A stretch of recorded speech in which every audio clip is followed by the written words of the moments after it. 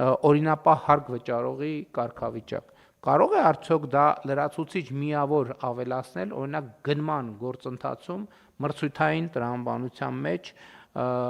որպեսզի ինչ որ առավելություն ստանա, թեկուզ ոչ վճռական այդ բանի բերումով։ Հաջորդ գործողը կա, մենք առաջիկայում նաև որոշակի ռեյտինգավորում ենք, չէ, իրականացնելու ընկերությունների։ Այսինքն հիմա ակնհայտ է, ես չեմ ասում, որ մենք նվազագույն գնի քաղաքականությունից պետքա հրաժարվենք, դա ճիշտ չի, բայց մենք նվազագույն գնի քաղաքականությունը պետքա լավարկենք, որովհետև որպեսզի համոզվենք, որ դա նվազագույն ռացիոնալ գին է եւ ոչ թե եւ նախագիծը իրականացնելու եւ ոչ թե ընդհակառակը նախագիծը ձախողելու գին է եւ կարծում եմ, որ այս գործոնների շուրջ մենք պետքա մտածենք, իհարկե մտածել ենք, բայց ես ճիշտն ասած լավ վստահ չեմ, որ լավ գիտեմ, թե սպայ դրությամբ ուր ենք հասել, մասնավորապես ընկերությունների վարկանշավորման առումով։ Ես մտածում եմ, որ օրինակ օրինապահ հարկ վճարողի կարգավիճակ ունենալը կարող է լինել գործոն, որ մարդուն առավելություն տա օրինակ մրցույթներում։ Համեցեք, պարոն Խաչատրյան։ Շնորհակալություն մեծարգո վարչապետ, հարգելի գործընկերներ։ Մենք բավական առաջ են գնացել, արդեն հիմնական չափորոշիչները քննարկել ենք, դրանց մի մասը սահմանել ենք եւ առաջիկայում ցանկի հաստատման ուղղությամբ պետք է աշխատենք, պարոն վարչապետ, բայց ուզում եմ ասել, որ օրինապահությունը այդ չափանիշներից ամենակարևորներից մեկն է։ Այսինքն մենք չենք ասում, որ օրինապահը գնային առավելություն կստանա, բայց իրար հետ կմրցեն միայն նրանք, ովքեր օրինապահ են։ Այսինքն մենք ինչ ենք անում, ասում ենք հարկերը պատշաճ վճարելը եւ օրինապահ լինելը այն նախապայմաններից մեկն է, որը թույլ կտա այդ կառուցապատողներին, շինարարներին հայտնվել այդ կարճ ցուցակում։ Հետո բոլոր իրար նման օրինապահների միջև մենք կանցկացնենք գնային հարցում։ Եվ ով կտա ամենացածր գինը, նա կիմանա, որ մրցում է իր նման բարեխիղճ հարկ վճարողների հետ եւ արդեն ամենացածր գինը տալով կհայտնվի այդ պայմանագիրը վերցնելու տեղում։ Եվ մեկ ուրիշ կարևոր հանգամանք եմ ուզում պարզաբանել, այդ ընտրությունը այսօր էլ մենք ունենք, այսինքն այսօրվա մեր գնման ընթացակարգերը, պարոն Հովհաննիսյանը իհարկե կլրացնի, եթե ինչ-որ բան ամբողջական չասեմ, մենք ունենք երկու փուլ, ունենք երկփուլ մրցույթի գաղափարը, եւ նաեւ նույնիսկ ունենք, եթե մեկ փուլ է, այնտեղ կարող ենք մենք առանձնացնել եւ տեխնիկական համապատասխանությունը եւ գնային արդեն առավելությունը, այսինքն մենք կարող ենք կշիռներ տալ որակական որոշակի չափորոշիչներ ենք սահմանում, օրինակ մենք վերջերս տարածքային կառավարման եւ ենթակառուցվածքների նախարարության առաջարկով ծրագիր ենք քննարկում, այնտեղ 80% կշիռ ուներ որակական համապատասխանության պահանջը եւ 20% կշիռ ուներ գնային առաջարկը։ Այսինքն մենք այդպիսի գործոններ ենք հաշվի առնում, երբ որ որոշում ենք ընտրողին, ուղղակի գիտեք, ինչն է այստեղ ավելի կարևոր է նաեւ մեր կարողությունների զարգացումը կառավարության տարբեր կառույցների, որովհետեւ երբ որ մենք գնման պահանջ ենք ձևակերպում, այսինքն գնում ենք մրցույթ հայտարարելու, շատ դեպքերում մեր գործը չբարթացնելու համար միայն պարզ մրցույթ ենք հայտարարում, ասում ենք տեսնենք ով ցածր գին կտա, բայց եթե մենք կարողանանք մեր գնման առարկան լավ նկարագրել, այն որակական չափորոշիչները, որ ակնկալում ենք ստանալ, դրանք բերենք առաջին պլան, բացատրենք եւ երաշխավորենք, որ այդ գործոնը մրցույթի մասնակիցների կողմից պարզաբանվի եւ մենք էլ հետո կարողանանք դա հաշվի առնել, գնահատել, դա արդեն կդառնային ինչ որ գործարարներն ակնկալում են։ Դե այդ թվում այդ նպատակին հասնելու համար ձեր նշած վերջին պարոն Խաչատրյան ներդրեցինք եւ ներդրում ենք կատարողականի հիման վրա վարձատրության համակարգը, որովհետեւ դա ճանապարհ է, որով ձեր ասած արդյունքին կարող ենք հասնել եւ դա շատ ճիշտ կետերից մեկն է, որ մենք չենք հաշվարկում տենց լավ այդ չանելու արդյունքում մենք ինչ ենք կորցնում, հասկանում եք, ընդ որում մեր իրականության մեջ կա մի հատ մեծագույն խնդրեմ, ենթադրում եմ կարող է ուրիշ տեղերել կա։ Իրականում մեր բոլոր գնանշումների մեջ մեր ամենաթանկ ռեսուրսը չի գնանշվում, այդ ժամանակն է։ Մենք երբեք չենք գնանշում ժամանակը, որը ամենաթանկ ռեսուրսն է։ Մնացած բոլոր ռեսուրսները մենք կարող ենք ինչ-որ ձևով վերականգնել։ Ժամանակը միակ ռեսուրսն է, որ մենք չենք կարող վերականգնել, եւ դա երբեք չի գնանշվում։ Եվ մենք այսօր դեպքեր ունենք, որ այն խորհրդային միության ժամանակ տենց արտահայտություն կար, չէ, Դալգաստրոյ, որ մենք 3 տարի առաջ պետքա կառուցած լինեինք, ավարտած լինեինք, արդյունքը, բայց դա կառուցվում, ընդ որում հա պարզա մեխանիզմը թվում է կա, պայմանագիրը չեղարկենք։ Պայմանագիրը չեղարկելն էլ է տևում։ Միջև պայմանագիրը չեղարկում ենք, միջև նոր կապալառուայի հայտ գալիս եւ այլն։ Եվ երբեք մենք թիվը կողք չենք գրում։ Սա մեզ արժեցավ այսքան, որովհետեւ դե ժամանակ է այդ բանը, այդ նույն բանի ջրի լինելու մասին խոսակցության մի այլ տարբերակ էլ սա է։ Այնպես որ պետք է գնա, իսկ ռեյտինգավորումը այդ ամեն ինչի արդյունքում հնդացած ձևավորվելու է, չէ՞ մեր տրամաբանությամբ։ Համեցեք բամերս։ Պարոն վարչապետ, չի պատկերացնում, որ ես կմիջամտեմ, բայց որ ասեցիք մի օրինակ էլ ես բերեմ, էլի նվազագույն գին կոչվածը իրականում շատ հարաբերական է, այդ առաջայացքից է թվում սա արժի X դրամ եւ բարձա համեմատել մյուս առաջարկի հետ, որ ավելի էժանա ստացվում նվազագույն գինն է, բայց պետության վրա իրավիճակներ կան, որ իրականում ձեր ասածը նաեւ բանա շատ ավելի այդ թվում եւ ֆինանսական առումով ավելի թանկ է նստում, երբ որ առաջնորդվում ես ուղղակի նվազագույն գնով, ես մի բան ոլորտից օրինակ բերեմ, որը բոլորին է վերաբերում, բայց ես շատ եմ ամենօրյա գործունեության մեջ դրա հետ առնչվում, օրինակ տոմսերի ձեռքբերումը գործուղող աշխատակիցների, վստահ եմ բոլորդ էլ այդ խնդրի հետ առնչվել եք։ Եթե առաջնորդվում ես նվազագույն գնով, երբեմն աշխատակիցը ստիպված է լինում շատ ավելի շուտ դուրս գա աշխատանքից, գնա 3 կամ 2 բան փոխելով, ավելի երկար սպասի, եւ հետաբար մեծ հարց է պետության վրա ավելի էժան նստում, մի քիչ ավելի հարմար եւ արագ բանով, բայց այդ բան ավելի թանկ գնով ձեռք բերել է ծառայությունը, տվյալ դեպքում ավիատոմսը, թե այլ գործոններ հաշվի առնելով այդ պահին ավելի շատ վճարել եւ եթե թույլ կտակ անհայտ առիթից օգտվելով ես ուզում եմ ասել, որ իսկապես ծայրահեղ կարևոր է նորից ու էլի նորից մարդկանց ասել, որ վճարվող հարկերից ստանում են մարդիկ այս ծառայությունը, այս դպրոցը, այս ճանապարհը եւ մի միտք ուղղակի առաջացավ իմ մոտ համեմատելով ասենք ռեստորանային բիզնեսներում արկա այդ ռեյտինգավորման համակարգ, երբ որ հաճախում ես ինչ-որ միտեղ, այնտեղ հավաստագիր է, ասենք Միշլենի բանը, աստղը, եւ կարծում եմ, որ եթե մեծ ձեռնարկությունների, մեծ տնտեսվարողների դեպքում գուցե այդքան իմաստ չունի, բայց օրինակ խանութների դեպքում, երբ որ քաղաքացին մտնում է խանութ եւ այնտեղ մի հատ ցուցանակ լինի, որ սա այդ բանը օրինակ օրինապահ հարկ վճարողական լավագույն հարկ վճարող 2025 ասենք թե դա ավելյալ գրավչություն եւ քարոզչություն կարող լինի։ Հիմա on-line գործիքներ էլ կան, մարդիկ հաճախորդներ իրանք կարող են գնահատել ի վերջո նայ։ ՀԴՄ տվեցին, չտվեցին, այս արին չարի եւ այլն, այսինքն այդ գործիքները կարելի է ներառել եւ ընդհանուր դաշտը էականորեն կփոխվի։ Համեցեք բանակ։ Ի հավելումն այս քննարկման ես կարծում եմ, որ ընդհանրապես օրինապահությունը պետք է ներդրվի աջակցության բոլոր ծրագրերում եւ այս տեսանկյունից պարոն Խաչատրյանի հետ էլ ենք քննարկել էկոնոմիկայի նախարարության, ֆինանսների նախարարության հետ էլ հիմա մի մոդել ունենք, որը սկսել է կիրառվել տարբեր աջակցության ծրագրերի ժամանակ, բայց ժամանակի ընթացքում պետք է հասնենք մի կետի, որ այս օրինապահության ինստիտուտը այնքան կատարելագործի, որ պետական աջակցության ծրագրերից եւ գնումներին մասնակցեն եւ աջակցության ծրագրից օգտվեն այն հարկվճարողները, որոնք ունեն այս հավաստագիրը, եւ այս հավաստագիրը ըստ էության հենց այդ ձեր ասած հավաստագիրն է, որը կարող են նաեւ փակցնել իրենց սրահներում, որպեսզի մարդիկ տեսնեն, որ իրանք օրինապահ հարկվճարող են։ Եվ վերադառնալով պարոն վարչապետ ձեր այն խոսքին, որ նշեցիք հարկերի էական աճի մասին 17 թվականից այս կողմ, ես ձեր թույլտվությամբ երկու ցուցանիշ էլ կուզենայի ավելացնել այդտեղ։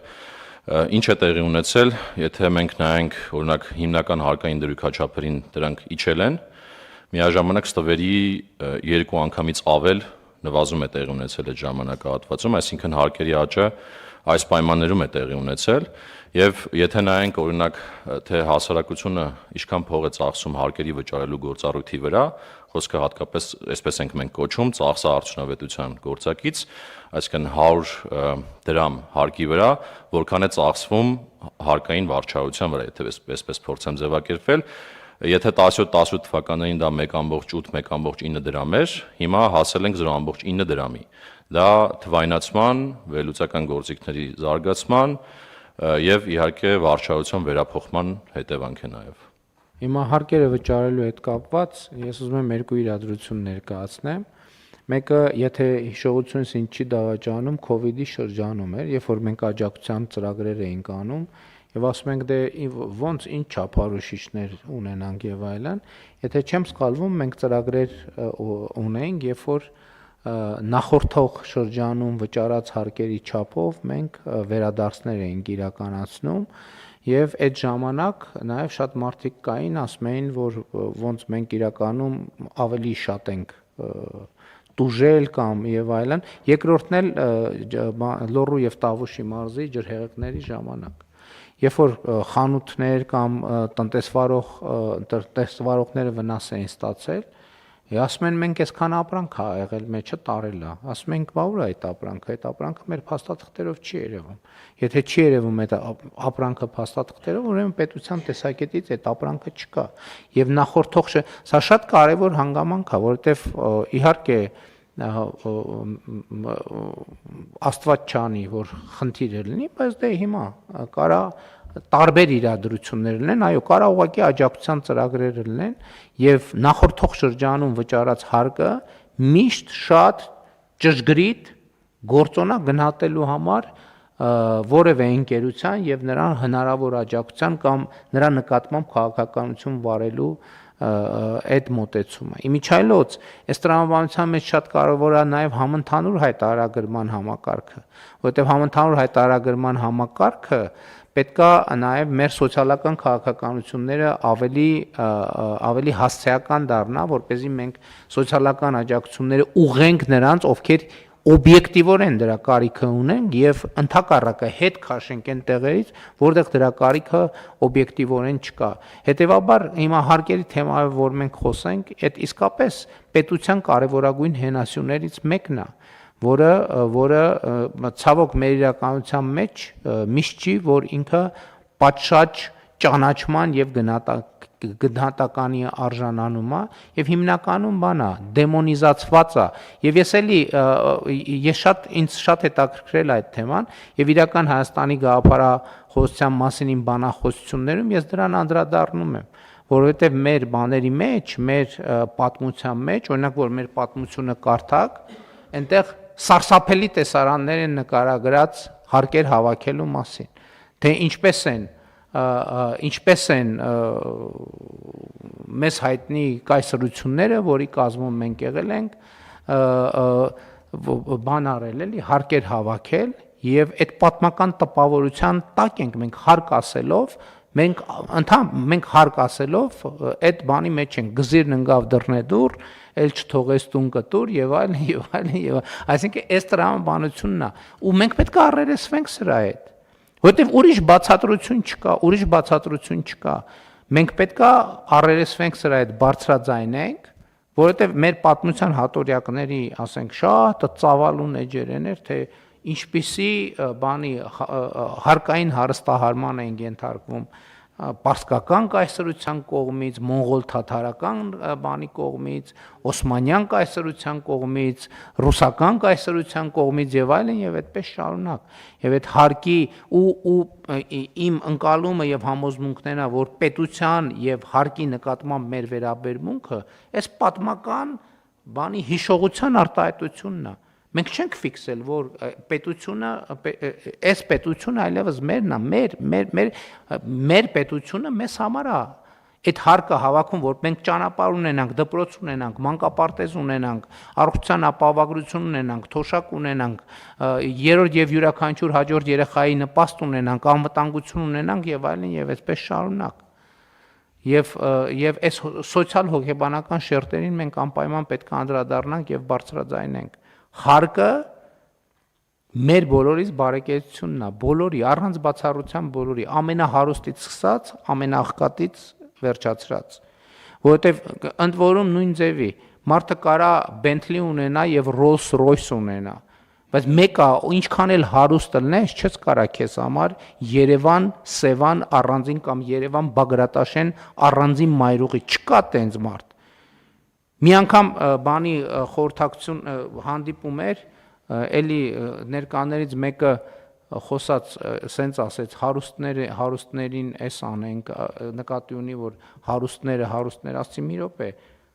Հայաստանի Հանրապետությունում ամենահարուստներ, ասի Հայաստանի Հանրապետությունում ամենահարուստը Հայաստանի Հանրապետությունն է։ Ճիշտն ասած, այնտեղ ուրիշ ձև եմ ասել, այստեղ չեմ կրկնի թե ոնց եմ ասել, որովհետև բաների տեղիք կտա, բայց իմաստը է դա։ Չկա տենց, ով հարուստ են, դե հարուստ են, թող իրանց համար բան անեն, օդանավակայան կառուցեն։ Հանրային Հայաստանի Հանրապետության օդանավականներից թող չօգտվեն։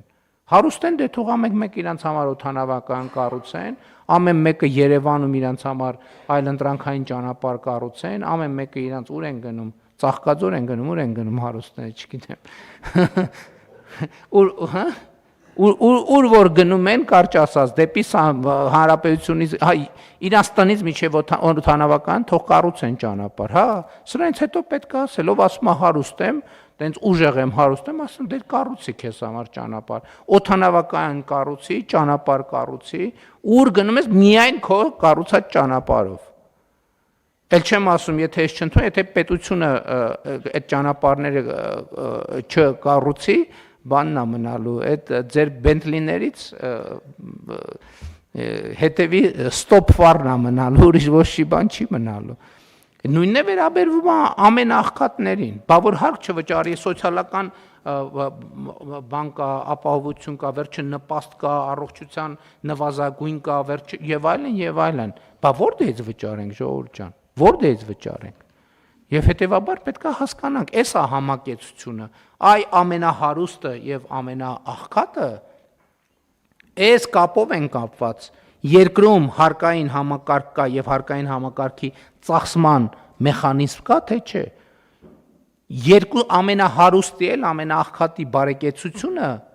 կա, այս հարուստը ինչ ասես իր վրա կարա ծախսի, բայց ինքը չի կարա բարեկեցիկ կյանքով ապրի, եթե պետությունը իր գործառույթները բյուջետային ծախսերի միջոցով չիրականացվի։ Եվ սա պարզ գիտակցում է, որը մենք պետք է կարողանանք հնարավորինս լայնորեն տարածել մարդկանց մեջ, համեցեք։ Շնորհակալություն, պարոն վարչապետ, դուք նշեցիք պատմության դրվագներ հարկ հավաքելու հետ կապված։ Ես կարծում եմ, որ այդ նույն տրամաբանությունը գործում էր մինչև 2018 թվականը, եւ դա է նաեւ պատճառը, որ հանրության վրա այդքան թանկ էր նստում այդ հարկերը հավաքելը, որը պարոն Հակոբյանը ցուցանիշները ներկայացրեց։ Ես երկու բան եմ ուզում ասեմ նաեւ գնումների հետ կապված, իհարկե պարոն Խաչատրյանը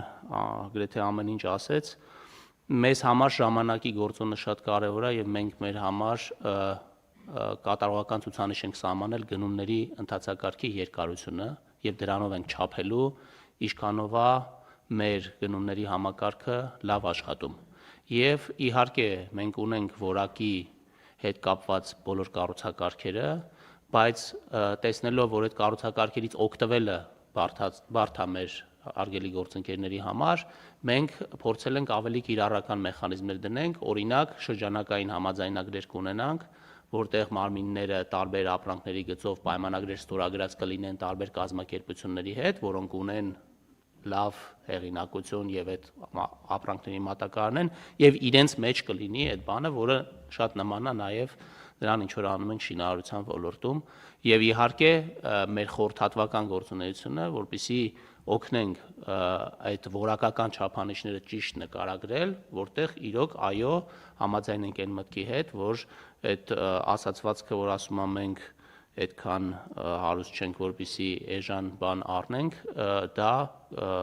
տեսանյութերեն երևում է մեր գնումների գործընթացի արդյունքների մեջ։ Ավելացնեմ, որ օրինապահ հարկ վճարողների ռեյտինգի ինստիտուտը շատ փոխշահավետ է, շատ կարևոր է ներդրողի համար, որովհետև այդ ռեյտինգի պարագայում ֆինանսների ներգրավումը էականորեն էժանանում հաստատ դա այդպես է, որովհետև եւ